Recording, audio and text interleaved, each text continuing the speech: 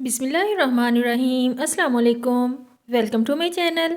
कैसे हैं आप सब? उम्मीद करती हूँ आप सब खैरियत से होंगे। मोअज़्ज़ज़ सामीन, क्या आप जानते हैं कि साइलेंसर में ऐसा क्या जादू है कि अगर ये गन के ऊपर लगा हुआ हो तो फायरिंग की आवाज़ कुछ ऐसी आती है, और अगर ये गन के ऊपर ना लगा हुआ हो तो फायरिंग की आवाज़ कुछ ऐसी आती है।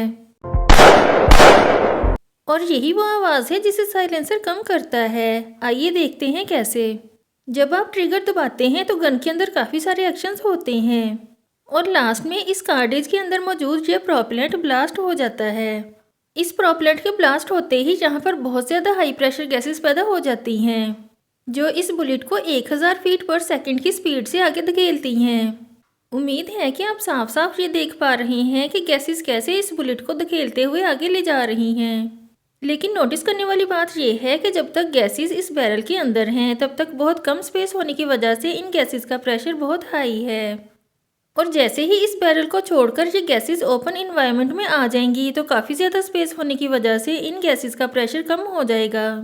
अब जैसे किसी की हाइट नापने के लिए सेंटीमीटर, फीट या मीटर जैसे यूनिट्स का इस्तेमाल किया जाता है, वैसे ही प्रेशर को नापने के लिए जिस यूनिट का इस्तेमाल किया जाता है वो है PSI। तो जब तक ये गैसेस बैरल के अंदर थीं तब तक इनका प्रेशर हाई था, यानी कि तकरीबन 3000 PSI।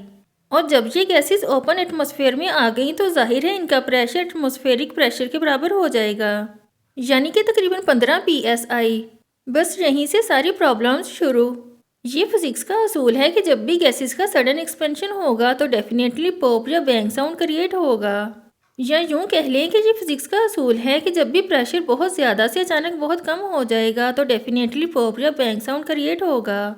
अब जैसे ही आपने गन के इस बैरल के आगे साइलेंसर लगाया और फायरिंग की तो हुआ ये कि ये गैसेस जो बुलेट को धकेल रही थीं वो बैरल से निकलकर ओपन एटमॉस्फेयर में जाने की बजाय इस साइलेंसर के अंदर चली गईं।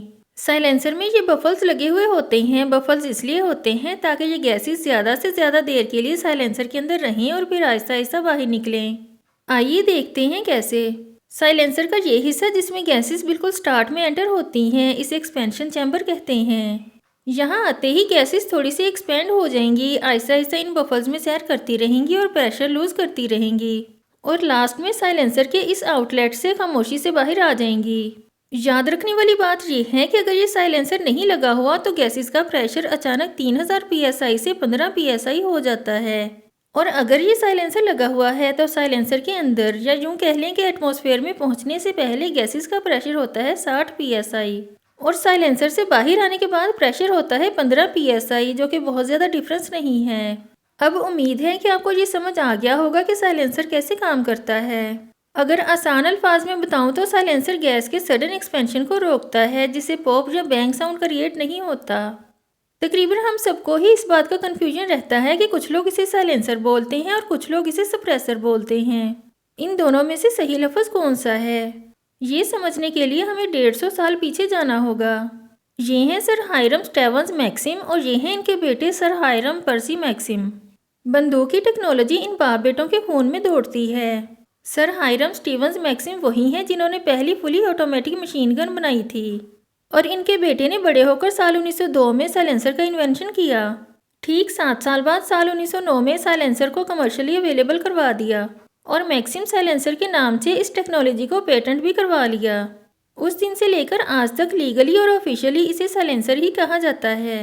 लेकिन टेक्निकली देखा जाए तो इसे साइलेंसर कहना गलत है, क्योंकि ये फायरिंग की आवाज़ को बिल्कुल साइलेंट नहीं करता, बल्कि काफ़ी हद तक दबा देता है, यानी कि सप्रेस कर देता है। इसलिए टेक्निकली इसे सप्रेसर कहा जाता है और लीगली प्लस ऑफिशियल डॉक्यूमेंट्स में इसे साइलेंसर कहा जाता है। आज की वीडियो में इतना ही। नेक्स्ट वीडियो तक के लिए अल्लाह हाफिज़।